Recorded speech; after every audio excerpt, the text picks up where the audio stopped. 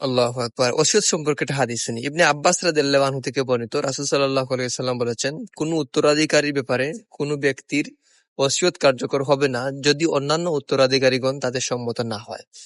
সেটি মিশকাত শরীফের হাদিস 3014 নম্বর।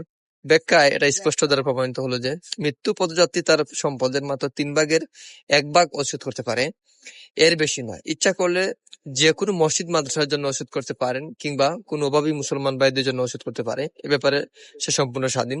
ওসিয়ত করার পূর্বে এটা ভালোভাবে চিন্তা করে দেখা উচিত নিজের নিকট আত্মীয় স্বজনদের মধ্যে কার অর্থনৈতিক অবস্থা কিরূপ। যদি দেখা যায় যে এমন কেউ উত্তরাধিকারী থেকে আইনগতভাবে বাদ পড়ে গেছে, যার পুষ্য সংখ্যা অধিক এবং আর্থিক অবস্থা ভালো নয়, তবে তার জন্য ওসিয়ত করা যাওয়া অধিক সওয়াবের কাজ বলে বলে প্রমাণিত হবে। আমরা অনেক সময় আমাদের নিকট আত্মীয় স্বজন থাকা সত্ত্বেও আমরা বাহিরে ওসিয়ত করে মসজিদ মাদ্রাসায়, সেটাও বৈধ রয়েছে। কিন্তু এখানে আল্লাহ রাসূল সাল্লাল্লাহু আলাইহি ওয়াসাল্লাম খুব সুন্দর করে বলছেন যে নিকট আত্মীয়দের মধ্যে অর্থনৈতিক অবস্থা খারাপ, তার দিকে আপনি একটু খেয়াল রেখে তাকে ওসিয়ত করে দেওয়া, মানে তাকে সম্পত্তি দিয়ে দেওয়া বৈধ।